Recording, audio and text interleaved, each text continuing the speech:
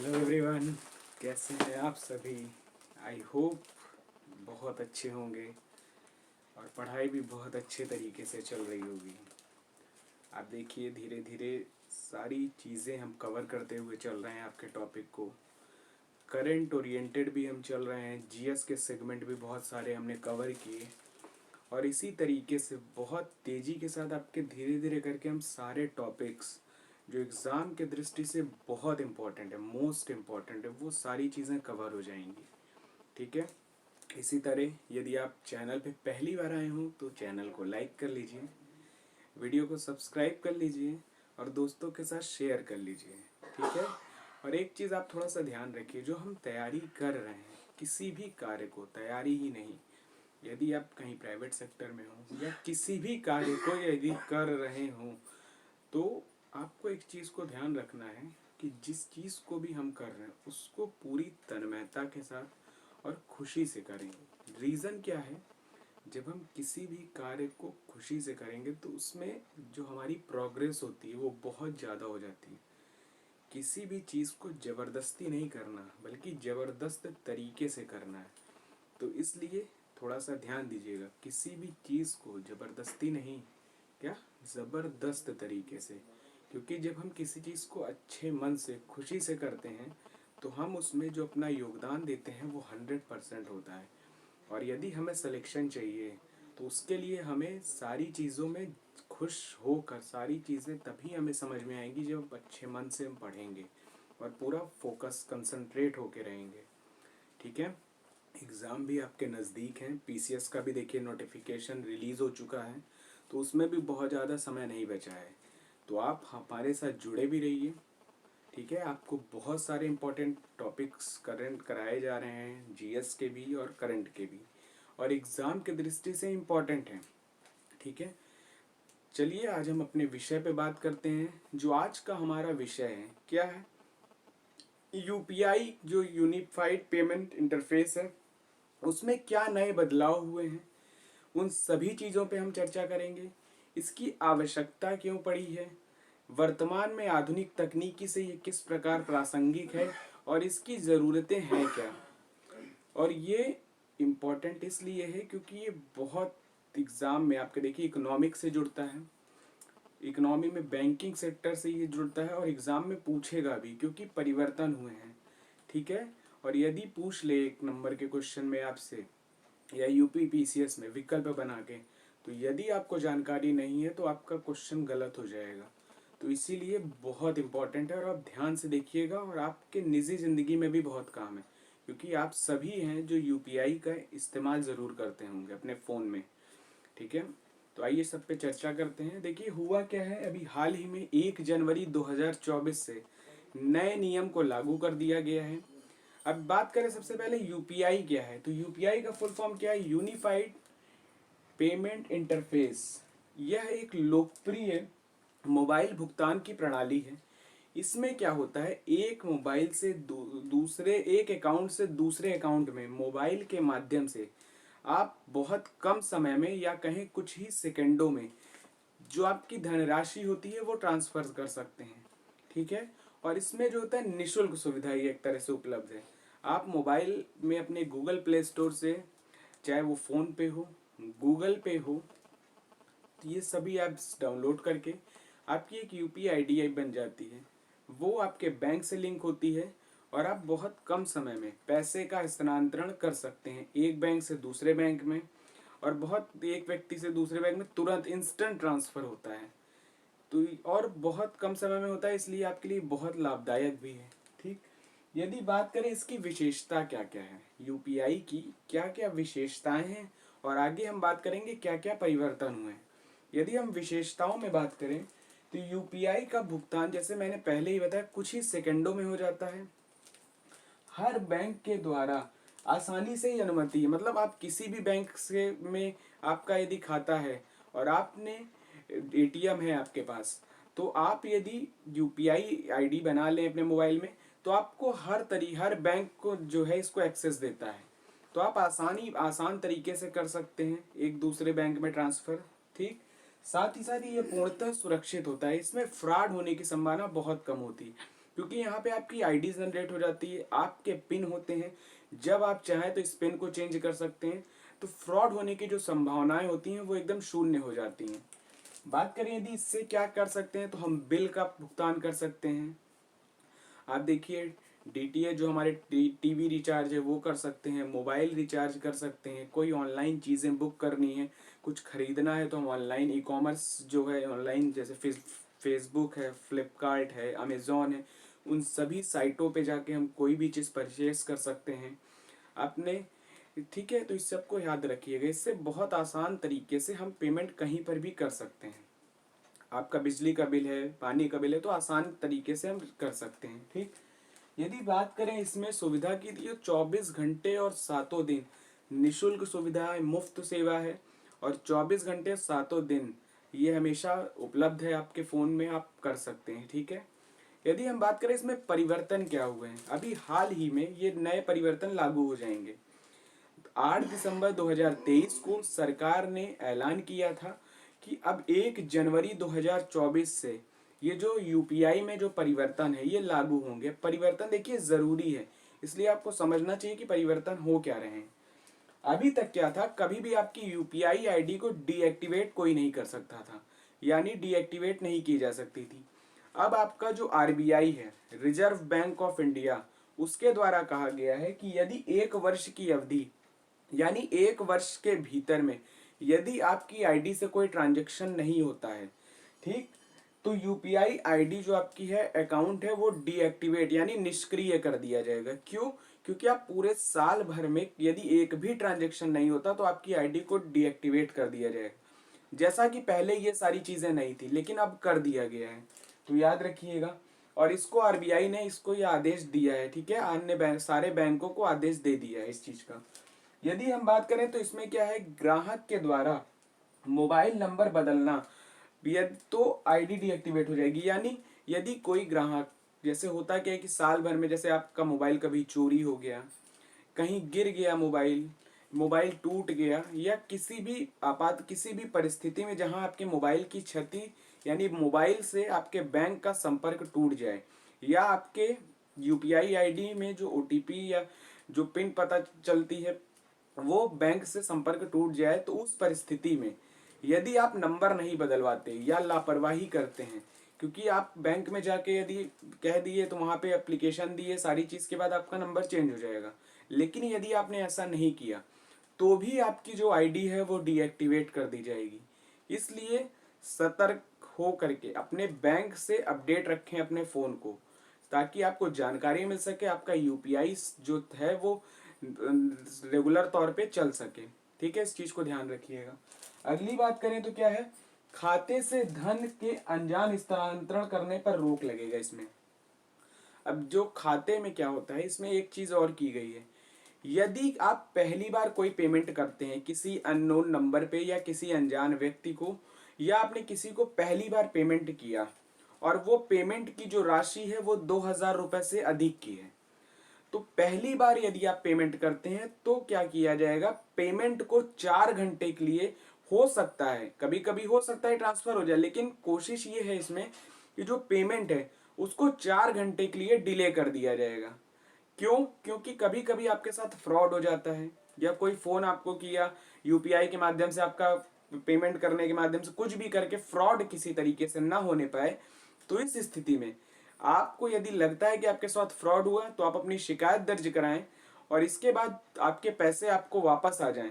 इसलिए 4 घंटे का डिले कर दिया गया, ताकि आपके साथ कोई क्राइम ना होने पाए, कोई आपके साथ ऐसी घटना ना होने पाए जिससे आपके पैसे का नुकसान हो। तो इसलिए इसको किया गया है, थोड़ा सा ध्यान रखिएगा। पहली भुगतान पे है, यदि 2,000 रुपये से अधिक की राशि आप किसी को करते हैं, ठीक है, तो ध्यान रखिएगा।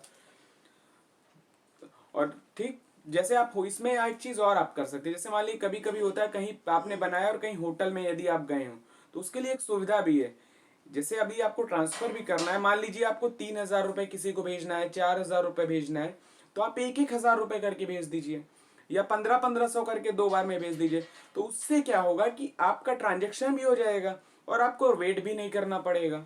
ये उन्हीं लोग के लिए जिनको जानकारी होती है। कभी कभी होता है जब जानकारी नहीं होती और हम पेमेंट कर देते हैं 2,000 से अधिक का, तो हमें 4 घंटे फिर बैठना पड़ता है, बड़ी समस्या हो जाती है यदि कैश उस समय उपलब्ध नहीं है तो ये सारी चीज़ों पे थोड़ा सा ध्यान रखिएगा, ठीक है। अगली बात करें यदि हम, तो इसमें क्या किया गया है, जो राशि है शिक्षा में और स्वास्थ्य में, यानी आपके जो शिक्षा संस्थान है, शिक्षण संस्थान वहां पे, और आपके हॉस्पिटल में आपके उपचार के समय, ये राशि को यूपीआई के द्वारा क्या किया गया, अब आप जो ट्रांसफर करते हैं वो 1 लाख रुपए से बढ़ा के 5 लाख कर दिया गया है, ताकि आपका एडमिशन में कोई समस्या बाधा ना आए, साथ ही साथ आपका जो इलाज चल रहा है उपचार में कोई समस्या ना आए, आपके स्वास्थ्य पे कोई असर ना पड़े आपके पैसे ट्रांसफर ना होने की वजह से। इस उद्देश्य से जो 1 लाख रुपए की राशि थी वो शिक्षण और स्वास्थ्य के लिए 5 लाख, 1 लाख से बढ़ाकर वो लिमिट 5 लाख कर दी गई है। आप एक दिन में 1 लाख रुपए की जो अभी तक ट्रांसफर कर पाते थे उसको बढ़ा के 5 लाख कर दिया गया है, यानी अब आप एक दिन में 5 लाख रुपए तक ट्रांसफर कर पाएंगे केवल शिक्षा और स्वास्थ्य में। इस चीज को आप ध्यान रखिएगा, केवल शिक्षा और स्वास्थ्य में ही ट्रांसफर कर पाएंगे, ऐसा नहीं है कि आप हर जगह कर पाएंगे, केवल शिक्षा और स्वास्थ्य में, ठीक।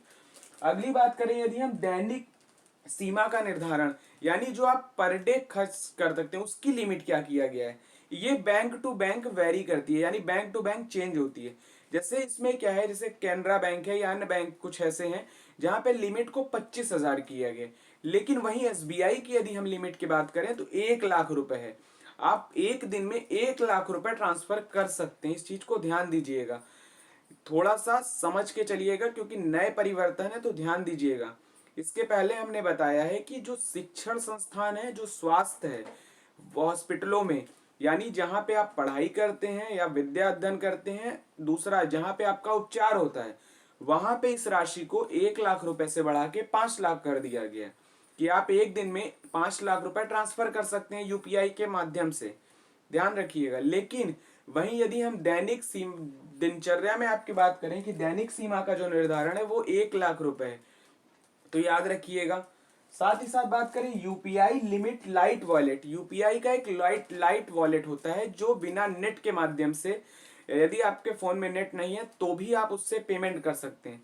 इसकी लिमिट पहले 200 रुपए हुआ करती थी, उसको बढ़ाकर अब 500 कर दिया गया है। क्या किया गया है, जो लिमिट 200 रुपए थी उसको बढ़ा के 500 कर दिया गया। लेकिन एक चीज और याद रखिएगा, यदि आपके मोबाइल में नेट चल रहा है, ठीक, मान लीजिए आपका मोबाइल में नेट चल रहा है, नेट की सुविधा है, तो आप मैक्सिमम 2,000 रुपए तक, अधिकतम 2,000 रुपए तक ही ट्रांसफर कर पाएंगे यूपीआई लाइट के माध्यम से।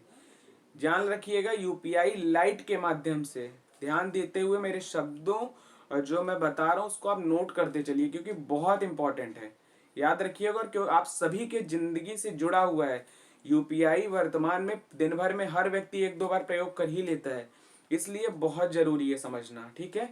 अगले परिवर्तन पे बात करें तो इसमें क्या है, यूपीआई से जो ऑटो पेमेंट होता है, जैसे मान लीजिए कोई क्रेडिट कार्ड है आपका, म्यूचुअल फंड आपने कोई लिया है, डेबिट कार्ड, या किसी भी तरीके से आपने कोई प्रीमियम लिया है, या कोई लाइफ इंश्योरेंस है, या एलआईसी की कोई पॉलिसी है, यदि कोई आपने लिया है और आपने ऑटो मोड लगाया हुआ है, क्या है ऑटो मोड, तो जैसे पहले ये सीमा क्या थी, 15,000 रुपए थी, कि आप जैसे आपने ऑटो मोड लगाया तो जिस दिन वो तारीख आएगी आपके बैंक से वो ऑटो डिडक्ट हो जाएगा, मतलब अपने आप उतनी राशि कट के उस संस्था को चली जाएगी जहां पे से आपने प्रीमियम लिया या जो चीज लिया हुआ है।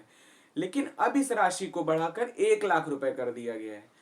तो ध्यान रखिएगा, पहले 15,000 रुपए थी लिमिट इसमें राशि की कि 15,000 तक के, लेकिन अब इसको 1 लाख कर दिया गया।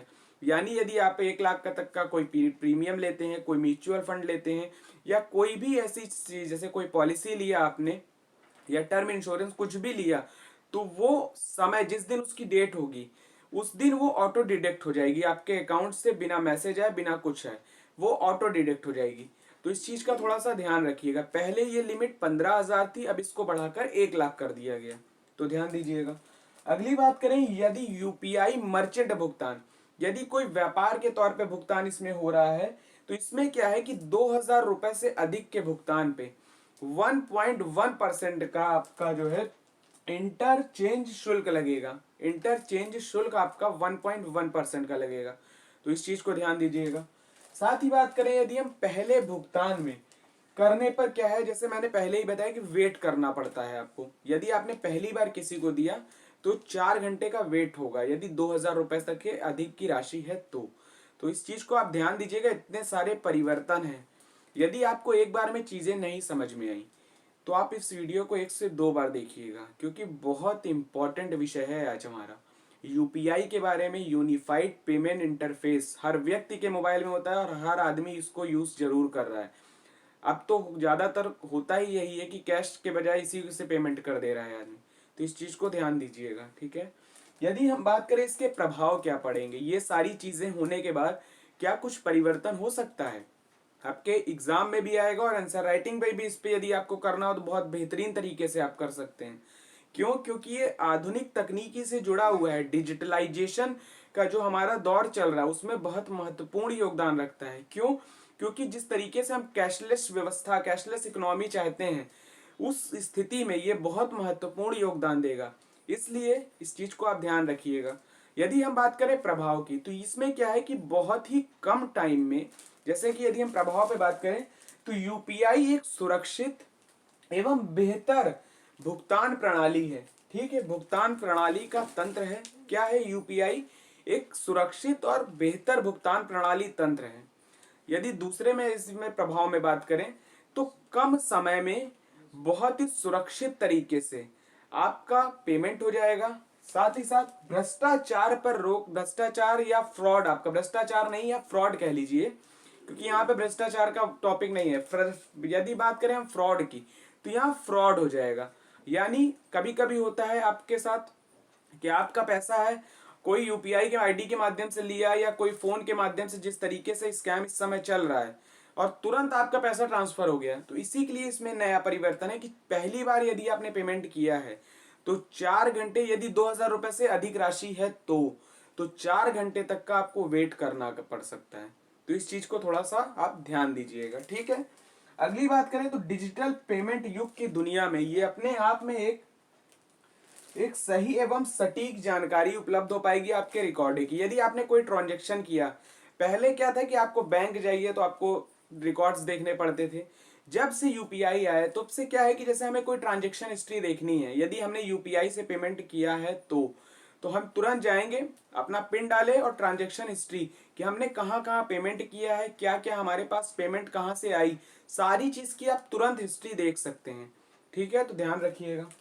साथ ही लोगों का और अधिक यूपीआई के प्रति विश्वास। आप देखिए जिस तरीके से ये परिवर्तन हो रहे हैं, इससे ये दिखा रहा है ना कि यूपीआई जो सरकार है उसका क्या उद्देश्य है कि यूपीआई के प्रति लोगों का विश्वास हो। जो आपका गूगल पे है, फोन पे है और ऑनलाइन की जो आपकी दुनिया है, जो आप पेमेंट करते हैं, उन सभी जगह पे आपका विश्वास बढ़े। आपको सुरक्षा दी जा रही है, आपके पैसे का दुरुपयोग ना हो सके, आपके साथ फ्रॉड ना हो सके, इस उद्देश्य से ये सारे नियमों को लाया गया है। ठीक है, तो ध्यान दीजिएगा। आई होप आपको सारी चीजें समझ में आई होंगी। हमने चर्चा की यूपीआई के बारे में, यूपीआई पेमेंट सिस्टम है क्या उस पर चर्चा की, इसकी विशेषताएं क्या हैं उस पर हमने डिटेल में बात की, जो नए परिवर्तन हुए उन सभी चीजों पे बात किया, इसके प्रभाव क्या पड़ सकते हैं और भविष्य में इससे क्या आपको लाभ हो सकता है, जैसा कि हमने बताया। सारी चीजों पे हमने चर्चा की। तो यदि वीडियो पसंद आई हो तो वीडियो को लाइक करिए, दोस्तों के साथ शेयर करिए और चैनल को सब्सक्राइब कर लीजिए। मैं साइड हो जा रहा हूँ, आप एक बार स्क्रीनशॉट ले लीजिए। आई होप आपने स्क्रीनशॉट ले लिया हो। यदि वीडियो पसंद आ रहा हो तो इसी तरह चैनल पे बने रहिए। चलिए फिर अगले वीडियो में मुलाकात होगी। तब तक के लिए अपना ध्यान रखिए, अपनों का ध्यान रखिए, स्वस्थ रहिए, मस्त रहिए। बहुत बहुत शुक्रिया आप सभी का। आभार। जय हिंद, जय भारत, धन्यवाद।